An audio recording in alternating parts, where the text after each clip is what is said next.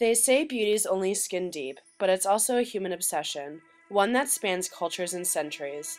From Iran, where the perfect nose is considered the ideal form, to parts of West Africa where fat is fabulous, one country's beauty can be another's ugly, or at least bizarre.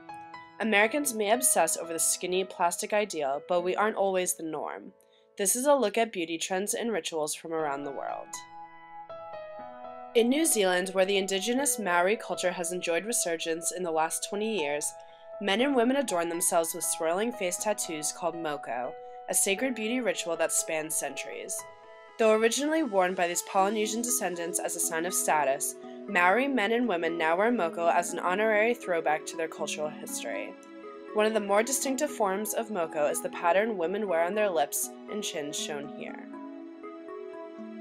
Known as long necks, or more crudely giraffe women, the Kayan women, a Tibeto-Burman ethnic minority of Burma, wrap brass coils around their necks when young and add more as they age. The women's shoulders are weighed down by the weight of the rings, giving the illusion that their necks are growing, a centuries-old ritual that, in the wake of conflict in Burma, which forced many Kayans to flee to neighboring Thailand, has become one of Thailand's biggest and most controversial tourist attractions. Can you guess which country has been dubbed the nose job capital of the world? It's not image-conscious Brazil or even the United States. It's Iran, the conservative Muslim country with seemingly endless contradictions. In a place where women cover most of their bodies, business is booming for plastic surgeons. They're performing an estimated 60,000 nose jobs a year. After surgery, nose bandages are worn openly like badges of honor. Iranian women say the surgery is so expensive, women see the bandage as a status symbol. Pharmacists in Iran say nose jobs are so desirable, people who haven't had the operation still buy tape for their noses. Both Iranian women and men embrace rhinoplasty as an unabashed route to beauty and a display of status, which has made Iran the nose job capital of the world. Eyelid surgery may not sound like a major procedure, but it's worth a lot to many Korean women who believe the surgery, which makes their eyes wider and rounder, also makes them more beautiful. Plastic surgery in general has skyrocketed in Asia over the past few years, but in Korea in particular, researchers estimate that 1 in 10 adults has been nipped and tucked, and even children are getting their eyelids done. The surgery, essentially an eye lift, creates a fold in the eyelid and gives the look of a bigger, more Western eye. In parts of Western Africa still beholden to traditional beauty ideals, women are considered most attractive when they're overweight and sporting stretch marks. In Mauritania, many parents send their daughters, who are often married at a young age, to camps where they are fed up to 16,000 calories a day. While it might sound nice to throw dieting out the window, it's not all pleasant. Spray tans may be the norm for the cast of Jersey Shore, but for young people much of Southeast Asia, pale is considered the ideal and is associated with wealth, beauty, and social class. Over the past decade, the white skin often seen in American beauty magazines has been aggressively marketed across Asia, to the point that in Thailand, for example, it's hard to find skin cosmetics that don't contain a whitening agent. Despite horror stories of permanent skin damage and government attempts to control a growing black market, one market research survey estimates that 4 in every 10 women in Hong Kong, Malaysia, the Philippines, South Korea, and Taiwan use a whitening cream. Strangers to extreme plastic surgery here in the U.S. We see it all the time in magazines, but what Lisa found happening just outside Shanghai is a radical surgery that is growing in popularity. Imagine this, leg lengthening. Height is a sign of status and power in China, and it's also become a prerequisite for success.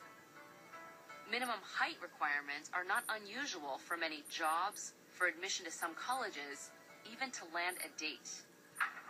The obsession with height has fueled a shocking cosmetic trend in China called leg lengthening, a controversial surgery that can help patients grow from 3 inches to a foot. We've been given rare access to the Shanghai Height Increasing Specialized Institute.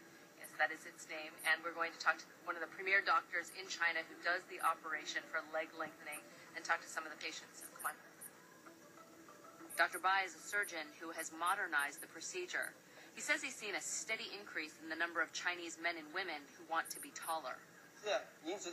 China has 1.3 billion people, so getting a job is quite difficult.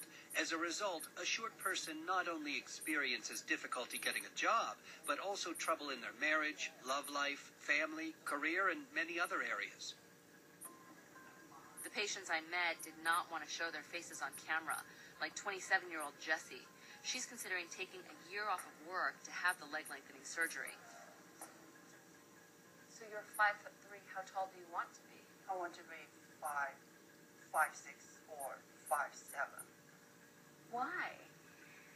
I mean, you're not short in Chinese standards.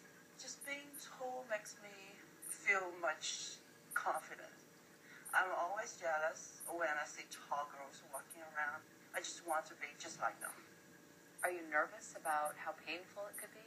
Yes. The thing that I'm concerned the most is the risk and the pain. But I think I can handle it. Pain is definitely a part of the procedure, which is both horrifying and miraculous. Holes are drilled into the leg bone and screws are inserted to stabilize an adjustable leg brace. Then surgeons carefully saw the leg bone in half below the knee. So this is 2 months after the surgery. And is this bone growing back? This x-ray shows where the bone is broken, as well as the braces used to stretch the bones apart. Dr. Bai says new bone grows into the gap, creating the increase in height. These x-rays belong to Tony, a professor who's already grown 2 inches. This is a fixation device. He offered to show me how the braces work. I can show you one term. Basically, it's a 90 degree. I would just do this. And it's a perfect 90 degree. Man, you don't feel anything? Some patient feels slight tingling, but in my case, I don't feel anything at all. Most patients are out of commission for at least 6 months after the surgery. Others remain in seclusion from friends or family for a full year. That's when the bulky braces are finally removed and the new bone is hard enough to allow normal activity. But in a culture where success is measured in centimeters, patients say it's worth the sacrifice. You're about 1.5 inches taller than you were 5 months ago. How does it feel? 感觉很好啊，然后每天都很开心。 She's very happy every day. 因为我觉得这个 Height is something you cannot change. This is how I always thought before.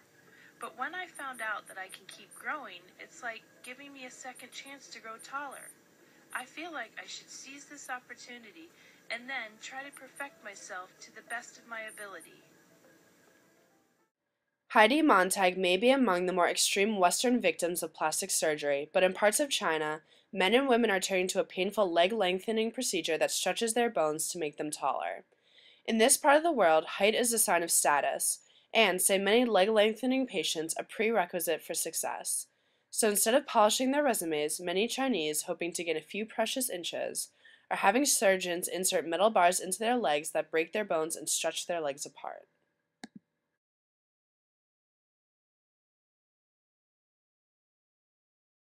Beauty isn't just the outside physical features, but it's more of the inside and the qualities and characteristics that you carry. Beauty is a combination of qualities such as shape, color, or form that pleases the aesthetic senses, especially the sight. Beauty is a concept made up to feed materialistic tendencies of society. The definition of beauty is someone who is comfortable with themselves, someone who is honest about who they are, and someone who takes care of themselves physically. Beauty is being confident in yourself. I think beauty is something you can't really define with specific qualities, but overall, it's anything that leaves you with a sense of awe and is generally like pleasurable or pleasing. Beauty to me is in the eyes of the beholder. It's something you use to judge people. It's got to come from the inside and out. Is that good? Beauty. No makeup.